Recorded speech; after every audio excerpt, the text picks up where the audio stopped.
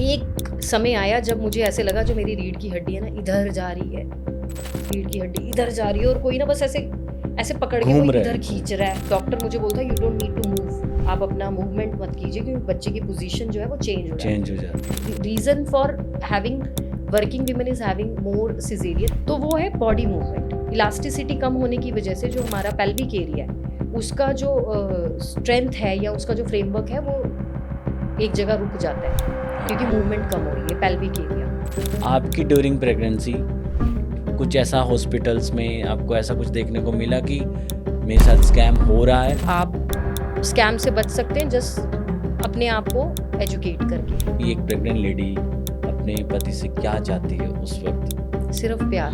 आजकल की जो लड़कियां हैं, यंग जनरेशन की जो फीमेल्स हैं, उनके लिए आप क्या ऑनेस्ट मैसेज देना चाहते हो? जब आपको पता लगा कि आप माँ बनने वाली तो आपको डर लगा, तो रोए थे आप कुछ 2-3 टिप्स आप देना चाहेंगे कि डिलीवरी के वक्त जो पेन है उसको कम कर सकते हैं?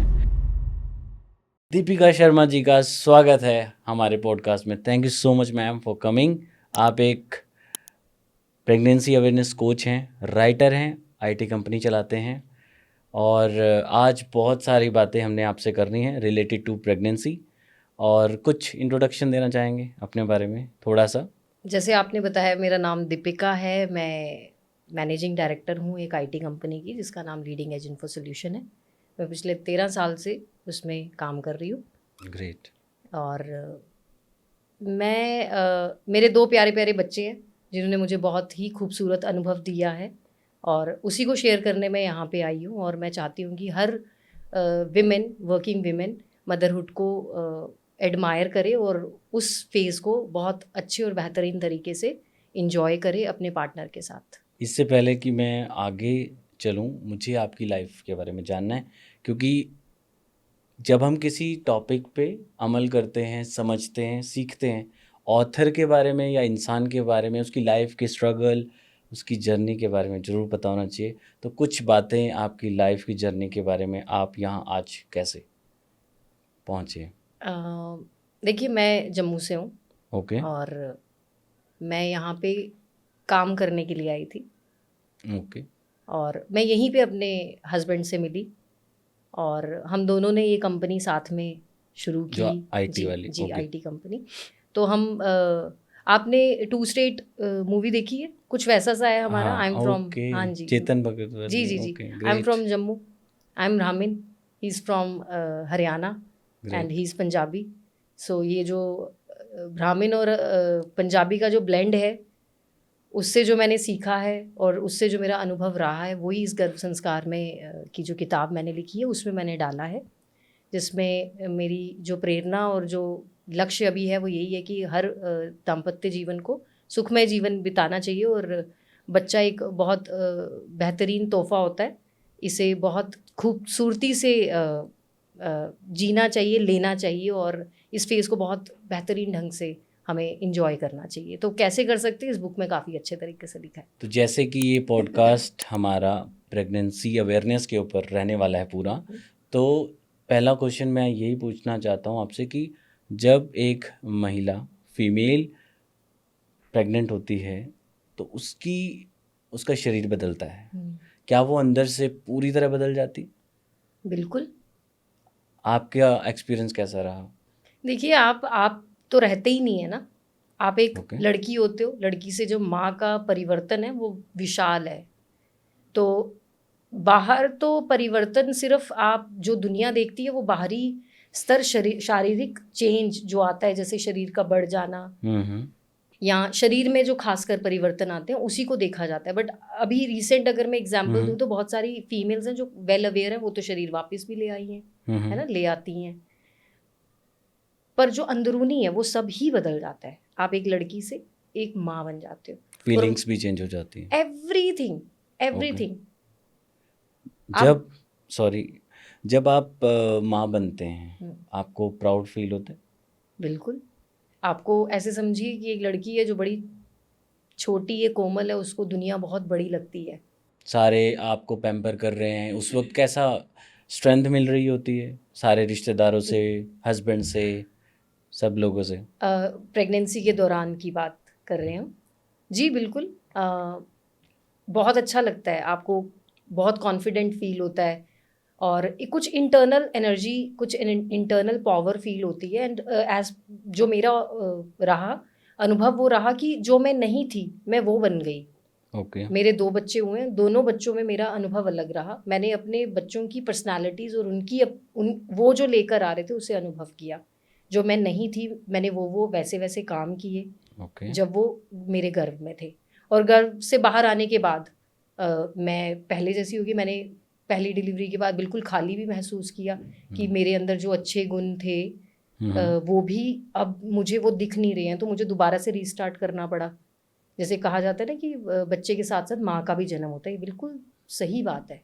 ओके। आपको रीस्टार्ट करना पड़ता आपकी प्रेगनेंसी के दौरान सबसे प्यारा पल कौन सा रहा, जो अगर आज आप उसको सोचते हैं तो आपकी आंखों में आंसू आ सकते हैं, या आ जाते हैं कभी कभी याद करते हो तो? है। वो जो पल है ना वो टेम्परेरी है, वो ओके। 9 महीने के लिए ही है सिर्फ। लाइफ में अगर आप एक बार माँ बनते हैं तो आप वो 9 महीने के लिए ही देते हैं। हर बच्चा यूनिक होता है। अगर आपके 2 बच्चे हैं तो आप अगर ध्यान से अपने आप को देख पा रहे हैं, समझ पा रहे हैं, उस अनुभव को जी पा रहे हैं, तो आप 2 दफ़ा 9 महीने के लिए अलग अलग अनुभव करेंगे। और वो पूरी ज़िंदगी में सिर्फ वो 9 महीने के लिए ही होता है। वो ना ओके। पहले होता है ना बाद में आता है। नहीं, मेरा क्वेश्चन ये था, मैं दोबारा क्लियर करता हूँ कि पूरी जर्नी प्रेगनेंसी के दौरान आपको कौन सा ऐसा पल है जो आज भी अगर आप याद करो तो आपकी आंखें भर आती है? जब मुझे सबसे पहली बार पता चला कि मैं माँ बनने वाली हूँ। तो रोए थे आप? सबसे पहले किसको मैसेज किया? मैंने अपने हस्बैंड को बताया। उनका क्या रिएक्शन था? He was happy and I found him, I mean होता है ना जब आपको कुछ ऐसा पता चलता है और आपको पता ही नहीं चलता क्या करना होता है। He was very happy and I must say shock भी थे कि ओ, जैसे शायद मैं भी थी कि मेरे को पहले यकीन करने में कुछ समय लगा, कुछ सेकंड लगे कि oh am I pregnant, this will going to be happen, because that was a huge thing. फिर प्लानिंग शुरू हो गई माइंड में कि ऐसे ऐसे करना पड़ेगा, अब ये होगा, अब जॉब से छुट्टी, घर पे रहना, ये नहीं खाना वो नहीं खाना, तो ऐसा कुछ प्लान किया था फिर उस वक्त? हाँ, इन आवर केस हमने प्रेगनेंसी से पहले ही प्लानिंग की थी। अच्छा, उससे पहले हाँ, ही? हमने पहले ही प्लानिंग की थी बिकॉज मेरे लिए बिजनेस भी इम्पॉर्टेंट था ओके। और हम मेरे लिए करियर भी मेरी प्रायोरिटी लिस्ट में था। तो मेरे को पहले ही प्लान करना किया था। मतलब our first was a planning pregnancy, जहाँ पे वी प्लान्ड एवरीथिंग।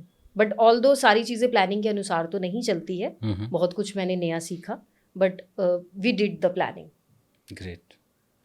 आज की जनरेशन की बात करते हैं कि आज की जो जनरेशन है बहुत ज़्यादा डरती है कि प्रेगनेंसी से ये हो जाएगा, इतना पेन कौन झेलेगा, और शादी नहीं करा रहे शायद इसीलिए आजकल के लड़के लड़कियां कि कौन इन सब पचड़ों में पड़ेगा, 9 महीने कौन टेक केयर करेगा, या लड़की भी सोच रही है कि 9 महीने में कैसे झेलूंगी अपने आप को। इसके पीछे का सच में इतना पेन है कि आज की जनरेशन इतनी डरी हुई है? देखिए, जब हम पहली बार चले तब भी गिरे, तब भी दर्द हुई, है ना। पहली बार पेंसिल पकड़ी नहीं आती थी तब भी दर्द हुई।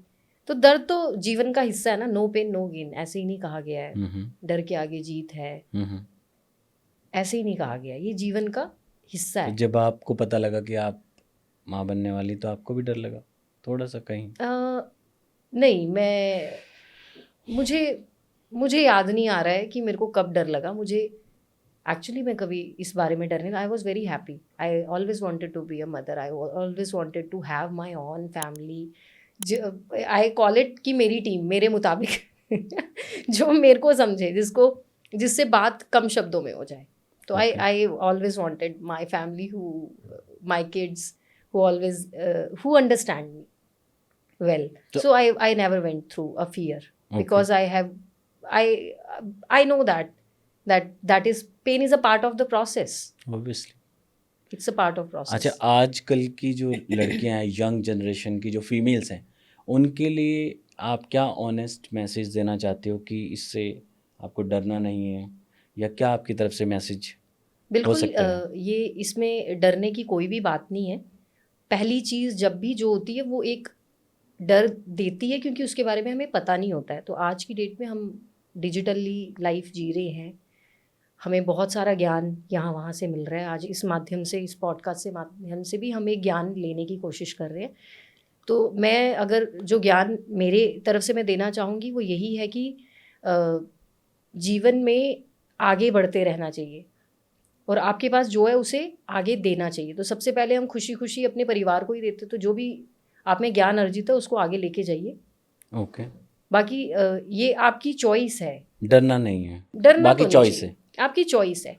If you are feeling ready, okay, planning must be part of it. You must plan it, you must be ready for that. So if fear, check your fear ki I am fearful because of physical uh, pain, or I am fearful because of financial planning, lack of financial planning, और something else, कुछ भी हो सकता है। तो डर डर जो है वो कुछ भी हो सकता है, उसको टटोलना चाहिए और आगे बढ़ना चाहिए। डर के आगे बढ़ना। साथ नहीं रहना चाहिए, डर से आगे बढ़ना चाहिए। प्रेगनेंसी से रिलेटेड थोड़ा रॉ और अनफिल्टर्ड सवाल, जिस वक्त आप डिलीवरी के वक्त जो पेन होता है वो शब्दों में आप बयान कर सकते हैं या बता सकते हैं? मुझे ये बात सुन के ना एकदम से याद आ गया। मेरे को पूरी इच्छा थी, मैंने अपना पूरा प्रयास किया नॉर्मल डिलीवरी के लिए, और मैंने 5.5-6 घंटे का दर्द सहन किया। मैं आपको एक्चुअली मैं रॉ बता रही हूँ कि मुझे ऐसा लग रहा था जब एक स्टेज आई, मैं अपना जप कर रही हूँ, मैं अपना जाप कर रही हूँ, अपना भजन Meditate कर कीर्तन रही सुन हूँ, रही okay. हूँ। मैंने एक सॉफ्ट टॉय भी अपने पास रखा था अपने Okay. सेंसिटिव इमोशंस के टेक केयर के लिए कि चलो ठीक है। एक समय आया जब मुझे ऐसे लगा जो मेरी रीढ़ की हड्डी है ना इधर जा रही है, ओह, रीढ़ की हड्डी इधर जा रही है, और कोई ना बस ऐसे ऐसे पकड़ के घूम कोई रहा इधर है खींच कोई, रहा है, ओके, इधर खींच रहा है। अब वो जो नर्व्स में जो पेन आना लग गया था, जिसमें मेरे को बिल्कुल ऐसे ही हो रहा था अब कि मेरे डॉक्टर मुझे बोलता है you don't need to move, आप अपना मूवमेंट मत कीजिए क्योंकि बच्चे की पोजीशन जो है वो चेंज हो चेंज जाती हो है। जाती है। तो I was feeling intense pain और राइट एंड लेफ्ट, और बच्चे की पोजीशन चेंज होती है and I was not able to control it. Okay, Then I give up, and then even I have seen my husband going through a lot at that time. जब he said कि no, let's do something. मैंने doctor को बुलाया और water break भी हो गया था उस समय ना, वाटर ब्रेक भी। आपने अभी जैसे बोला कि मैंने कुछ ब्रीदिंग किया, कुछ जाप किया, कुछ 2-3 टिप्स आप देना चाहेंगे कि डिलीवरी के वक्त जो पेन है उसको कम कर सकते हैं इन टिप्स के द्वारा? बिल्कुल, देखिए जो ब्रेथ एक्सरसाइज है ना, ये बहुत पावरफुल एक्सरसाइज होती है। ब्रेथ एक्सरसाइज से आपका जो जैसे करके स्ट्रेंथ, दिखा सकते जी जी जी जी जी, इसमें तरह तरह की ब्रेथ टेक्निक रहती है। ओके, अगर मैं बिल्कुल जब कॉन्ट्रैक्शन मीन्स कि एक टाइम आता है जब आपकी पेन ना थोड़ी कम, ज़्यादा ज़्यादा ज़्यादा, जैसे एक रेगुलेटर होता है, जैसे एक वॉइस का होता है ना, उसको हम बढ़ाते तो हमें बढ़ाते चलिए, ऐसे पेन का स्तर आता है। ओके, वो स्तर आपके डायलेशन के साथ मैच होना चाहिए, रिदम, ओके, आपकी बॉडी का रिदम आपके सांसों के साथ होना चाहिए। तो जो मैंने सीखा था उसमें यही था कि आपको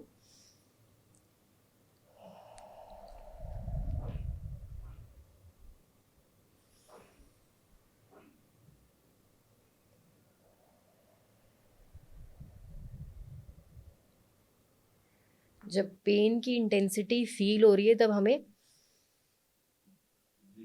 ब्रीद इन करना है जहाँ तक हो रही है, और जैसे वो इंटेंसिटी थोड़ी जा रही है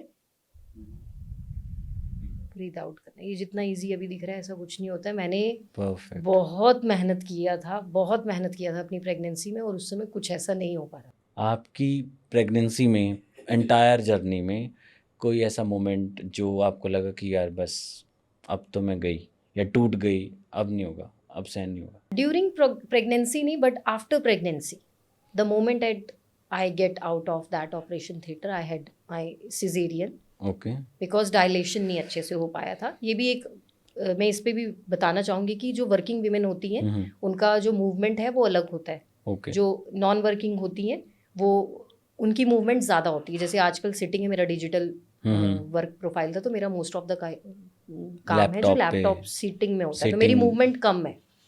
तो मूवमेंट कम होने की वजह से मेरी बॉडी की जो इलास्टिसिटी है वो डिफरेंट है as compare to other women जो मूवमेंट में ज़्यादा होती है। मोस्टली अगर कंपैरिजन देखा जाए working and non working women होती हैं जो उनमें ये होता है। तो reason for having working women is having more caesarean, although ये रेशियो अभी चेंज भी हो रहा है, बहुत लेडीज़ बढ़ चढ़ के हिस्सा ले रही है, जिम्मेदारी ले रही है अपनी शरीर की।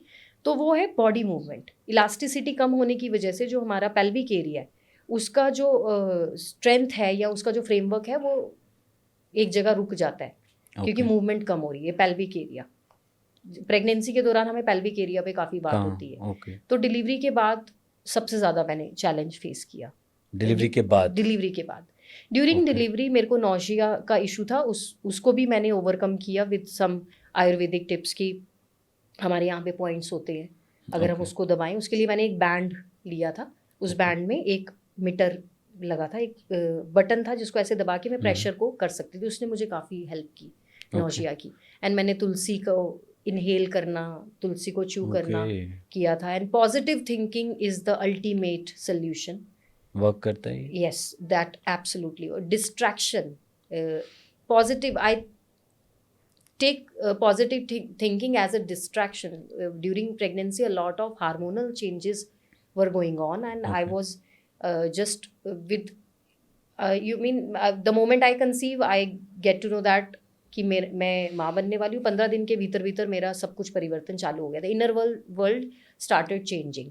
Why? Okay. Because my body start making new human New. inside me. Okay. तो आप समझिए कि जो मेरे शरीर के अंदर नए हर महिला इंसान का हाँ, जन्म हो एक रहा है। नए इंसान का जन्म होने का प्रोसेस शुरू हो गया था। तो Okay. कितना एक पूरा जीता जागता पूरा। बाजुएं बन रही है, सब कुछ बन रहा है, तो कितना अलग अनुभव है। तो आई वॉज एबल टू मैं कोशिश करती वो क्रिएशन पे फोकस करने की कि अभी क्या हो रहा होगा, अभी क्या हो रहा होगा। तो वो उससे एक बड़ी खुशी आ रही थी, जिससे ये एक्सेप्टेंस आ रही थी कि ये तो पार्ट ऑफ है, that change is part of it. Okay.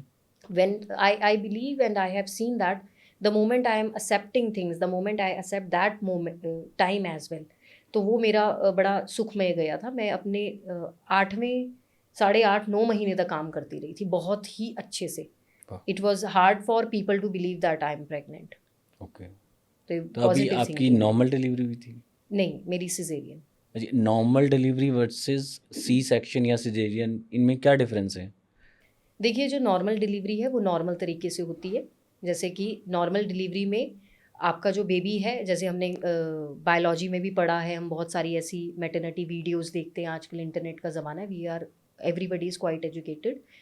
Vaginal से जो डिलीवरी होती है उसको नॉर्मल डिलीवरी बोलते हैं। सी Okay. सेक्शन में आपके जो पेल्विक एरिया है, आपके वेजाइना के ऊपर का जो हिस्सा है उसको काट के वहाँ से बच्चे को निकाला जाता है। कितना डीप कट करते हैं? ये जो कट है ये बॉडी पर होता है, क्योंकि Okay. बच्चे के साइज पर According डिपेंड to करता बच्चा, है। आप okay, मान लीजिए अगर size. 7 kg का बच्चा आपके अंदर है तो वो उसी के मुताबिक चीरा लगेगा।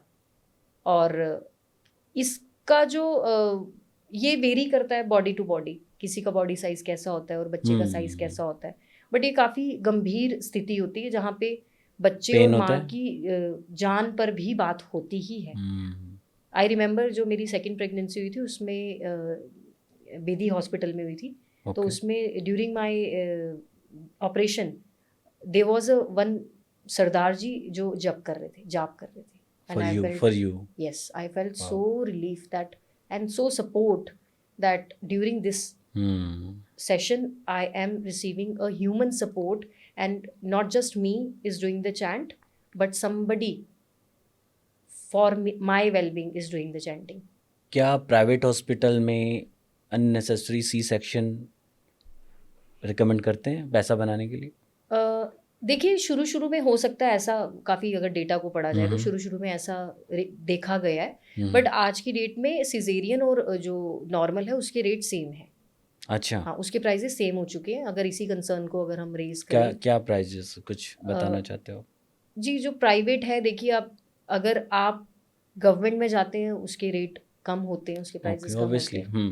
और जो प्राइवेट है, आप मिनिमम, अगर मैं प्राइवेट जो जॉब कर रहे हैं उनको बताऊँ तो मिनिमम 1 लाख खर्चा आपका एक डिलीवरी में आता ही है, जिसमें आप सुविधापूर्वक डिलीवरी कर रहे हैं। आपके इमोशनल एंड फिजिकल वेलबींग का ध्यान रखा जाता है। आपसे प्रेम पूर्वक बात की जाती है, वहाँ पे नर्स आपसे बहुत अच्छे से बात कर रहे हैं। Okay. आपका बहुत ध्यान रख रहे हैं emotionally and mental. Okay. And आपके फूड का भी पूरा ध्यान रखा जा रहा है। आजकल वैसे नॉर्मल डिलीवरियां बहुत रेयर होती हैं, ऐसा क्यों? जैसे मैंने आपको बताया कि जो वर्किंग विमेन हैं, आप यूजुअली देखेंगे वर्किंग विमेन सी सेक्शन की तरफ ज़्यादा है ना? तो ये चॉइस नहीं है। I can't choose to have C section और vaginal delivery because during my first pregnancy and even second pregnancy I try my level best. मैंने योगा किए, आसन किए, एक स्थिति बताई जाती है कि चक्की चलाना, वो भी प्रैक्टिस की, पोछा लगाना वो भी प्रैक्टिस किया, स्क्वाट सब किया। ओके। बट जो मेरे को समझ आया वो यही था कि जो मेरा वर्किंग पैटर्न है वो सिटिंग है, मूवमेंट कम है, body movement, lower body movement बहुत कम है।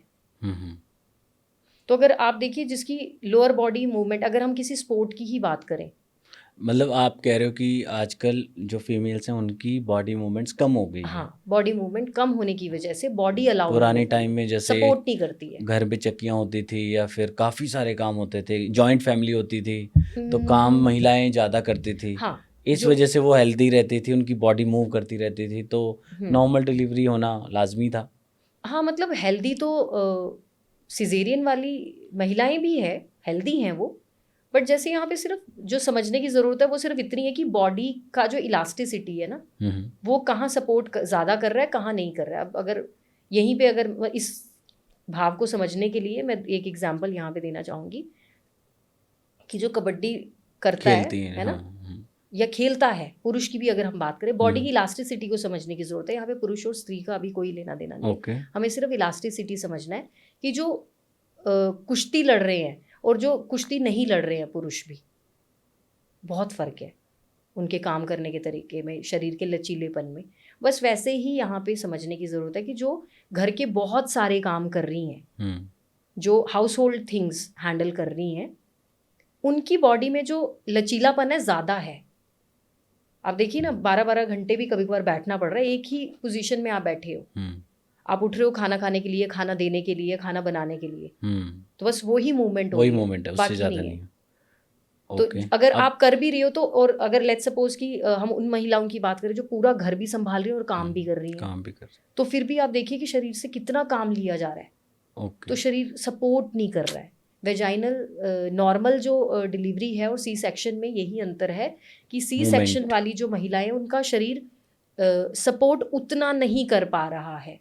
यहाँ पे किसी का इंडिविजुअल सहन शक्ति, उसकी खुद की सहन शक्ति से कोई लेना देना नहीं। मैं यहाँ पे साफ बता रही हूँ, यहाँ पे शरीर की सहन शक्ति का, यस, यहाँ पे शरीर की सहन शक्ति की बात हो रही है। जब शरीर ही गिव अप कर जाएगा तो आपका आत्मविश्वास कुछ नहीं कर पाएगा।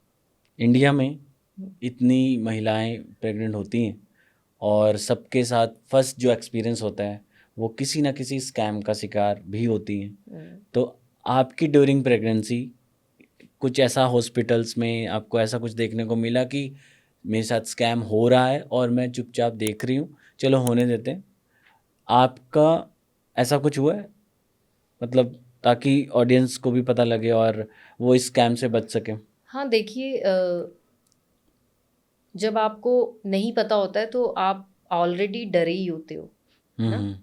तो उस डर का कोई फ़ायदा भी उठा सकता है। तो ये इस चीज़ को समझने की ज़रूरत है कि स्कैम सिर्फ तभी तक हो सकता है जब तक आप अवेयर नहीं हो इस बारे में। तो यहाँ पे मैं फ़िलहाल यही बोलना चाहूँगी कि अवेयरनेस, गेट अवेयर, और आप स्कैम से बच सकते हैं जस्ट अपने आप को एजुकेट करके। होता है, पर आप ये तभी पकड़ पाएंगे ये हो रहा है, क्योंकि ये हर किसी के साथ नहीं हो रहा है। इतने हॉस्पिटल हैं और इतनी प्रेगनेंसीज हैंडल कर रहे हैं, वो सबके साथ, एक कोई ऐसा हॉस्पिटल नहीं होता जो सभी के साथ स्कैम कर रहा है। ऐसी चीज़ चल नहीं सकती है ना। बस आप जो समझाने की बात है वो इतनी है कि आप अगर अवेयर नहीं हो और आप डरे हो तो फिर आपके साथ स्कैम होने के पूरे चांसेस हैं। अगर आप सतर्क हो, अवेयर हो, पहले से पढ़ लिख के उस सिचुएशन में जा रहे हो तो आप बच जाओगे। क्योंकि कोई भी हॉस्पिटल डेलिब्रेटली स्कैम नहीं कर रहा है। हॉस्पिटल एक सिस्टम है और वहाँ पे जो लोग हैं वो ही आपको वैसे हैंडल कर रहे हैं। आप जिस रूप में जाएंगे, कहीं ना कहीं बीच बीच में लोग करप्टेड हैं। हाँ, ऑफ कोर्स है। प्रेग्नेंट लेडी प्राइवेट हॉस्पिटल में जब ड्यूरिंग डिलीवरी जाती है तो उसकी डिलीवरी को डिले किया जाता है कई बार, तो ये भी एक स्कैम का हिस्सा होता है, क्योंकि जितने दिन वो वहाँ रहेंगे उतने दिन चार्जेस देने पड़ेंगे उनको। हाँ, देखिए यहाँ पे ये समझना है कि जब पेन आ गई है ना, तो उसमें दिन का कोई लेना देना नहीं, बच्चा तो बाहर आएगा, चाहे वो चीख के बाहर ले आए या आराम से। आराम से तो ले। यहाँ पे इस केस में हाँ, हैंडलिंग को लेके मैं कह सकती हूँ कि ऑपरेशन जब हो रहा है उस समय किस तरह से उसको हैंडल किया जा रहा है, उसका बहुत लेना देना रहता है। कि कोई गलती से, जैसे बहुत सारे ऐसे केसेस होते हैं कि ऑपरेशन के टाइम पे कॉटन बॉल रह गई अंदर, ऐसे बड़े सारे केसेस होते हैं जहाँ पे, तो वही बात आ जाती है कि सतर्क रहना बड़ा ज़रूरी है। आप सतर्क, आपको एजुकेशन और सतर्कता तो बिल्कुल हाथों हाथ लेके चलनी पड़ती है। ओके। आप किसी से एक्सपेक्ट नहीं कर सकते हो कि आपको वो सही से करे। आपकी अगर खुद की आंखें खुली है तो आप खुद को बचा सकते हो, क्योंकि ऑपरेशन थिएटर में बहुत सारे प्राइवेट ऑपरेशन थिएटर है जहाँ पे हस्बैंड को अलाउ है, बट अगर हम आम जनता की बात वैसे करें तो नहीं है। ऐसे नहीं है। तो आपका खुद ये जिम्मेदारी लेना खुद की, ये बहुत ज़रूरी है। इसीलिए जो मैंने बुक लिखी है वो लिखी महिलाओं के लिए, कि मेरे को लगता है कि महिलाओं को खुद को सक्षम और सशक्त करना चाहिए और अपनी शक्ति को समझना चाहिए। क्या नाम रखा है बुक का? अ, अभी डिस्कस करना था मैंने, चलो आपने डिस्कस कर दिया तो नाम पूछ लेते हैं। मैंने यही लिखा है, मतलब मेरे को लगता है कि वो सिंपल है कि गर्भ संस्कार, एक गर्भ कॉन्शियस, हाँ, संस्कार, गर्भ वाह। संस्कार। ये एक संस्कार है, हमारे जितने भी संस्कार होते हैं उसमें से एक ये आता है कि गर्व। तो इसके क्योंकि पीछे का विजन क्या था इसको लिखने का, एक लाइन में अगर आप बताना चाहते तो?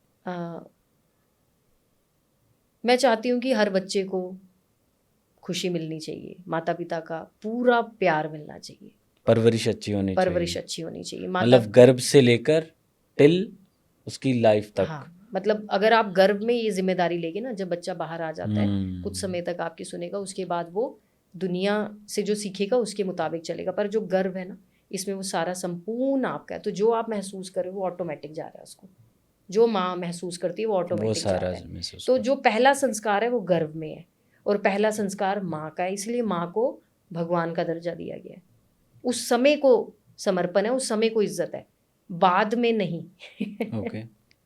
बाद में बहुत कुछ बाद में बदल जो जाता मर्जी है, कर लो। बाद में माता भी बदल जाएगी ना। वो हम्म 9 महीने का जो गर्भ है ना, हम्म वो गर्भ को सम्मान है, उस गर्भ को वो तपस्या है, उसको करना चाहिए। ओके। उस समय जो आप दे गए बच्चे को, वो कोई नहीं निकाल सकता है बाहर। एक प्रेग्नेंट लेडी जब डिलीवरी के लिए हॉस्पिटल में जाती है तो उसको तरह तरह की बातें डॉक्टर या नर्सेज रिकमेंड करते हैं, कोई ऐसी बात जो उनको, फीमेल को या उनके हस्बैंड को लगती है कि सही है, लेकिन वो एक स्कैम का पार्ट होती हैं, पैसे बनाने का एक पार्ट होती हैं, कोई ऐसी बात आपको? हाँ, जैसे कि स्कैन करवाना फालतू में। वीकली, मतलब देखिए ये भी मैं ये नहीं कह सकती हूँ, हर स्त्री का ना अपना शरीर होता है, और हर स्त्री की अपने शरीर की ग्रोथ होती है, उसके बच्चे का पालन पोषण उसको करना होता है।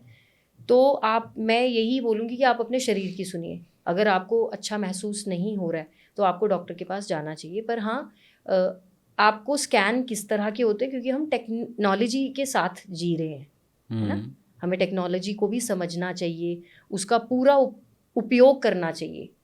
बहुत सारे लोग उसका पूरी तरह से उपयोग कर रहे हैं, जैसे हार्ट बीट को सुनना और अनुभव कर पाना। तो जो स्कैन्स होते हैं, अगर आपको इसके बारे में जानकारी होगी कि कितनी तरह के स्कैन्स होते हैं, कौन कौन से स्टेज में स्कैन्स होते हैं, तो अननेसेसरी जो आपको एक्स्ट्रा स्कैनिंग या जो एडिशनल विजिट्स दे दी जाएगी, उससे आप बच सकते हैं। ग्रेट।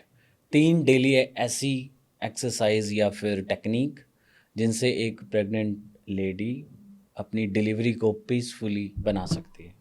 सबसे पहले सुबह उठना, ब्रह्म मुहूर्त का सही उपयोग।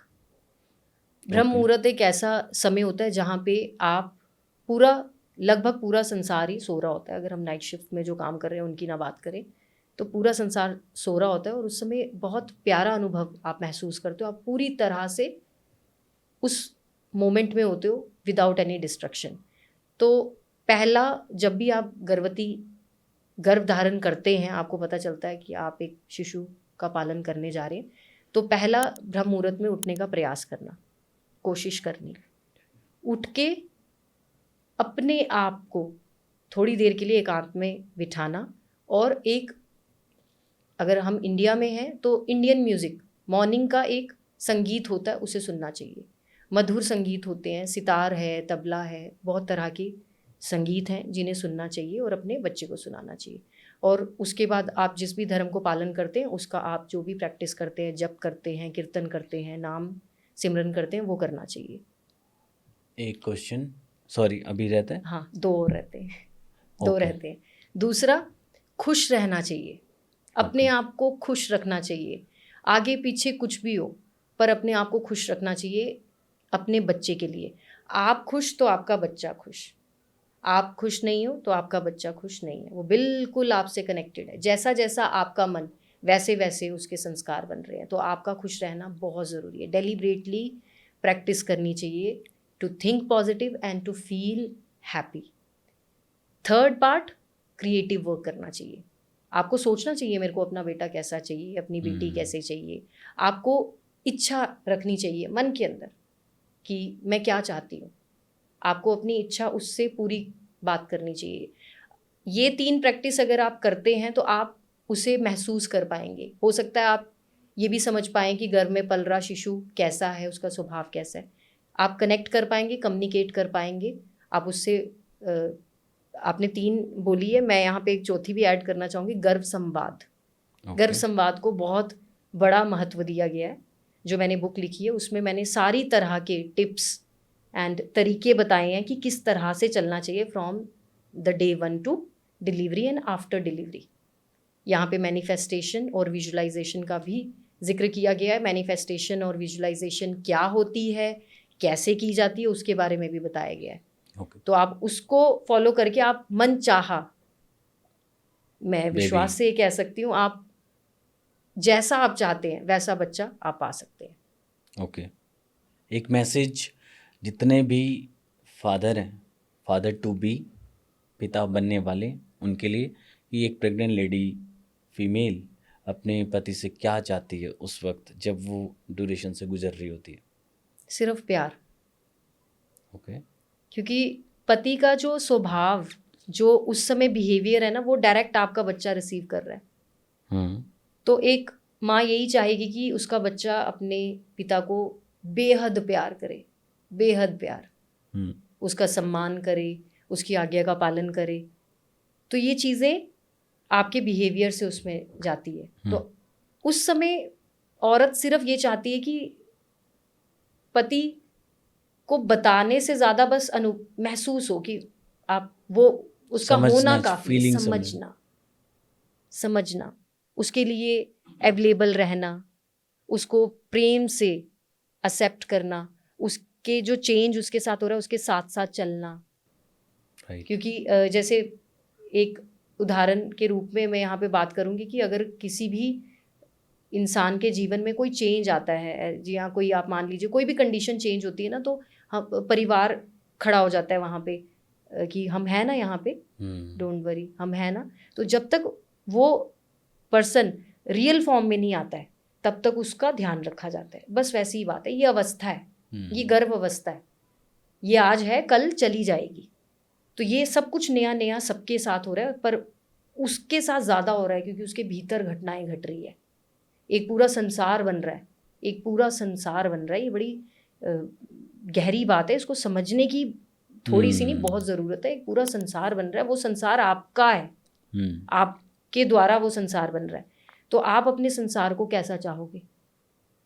बस वो एक माँ, जो माँ है वो चाहती है कि मेरे को प्यार दो, मेरे को समझो। क्योंकि जो प्यार जो आप देंगे, आप ये चीज़ मान लीजिए, जो आप माता को दे रहे हैं वो बच्चे को जा रहा है।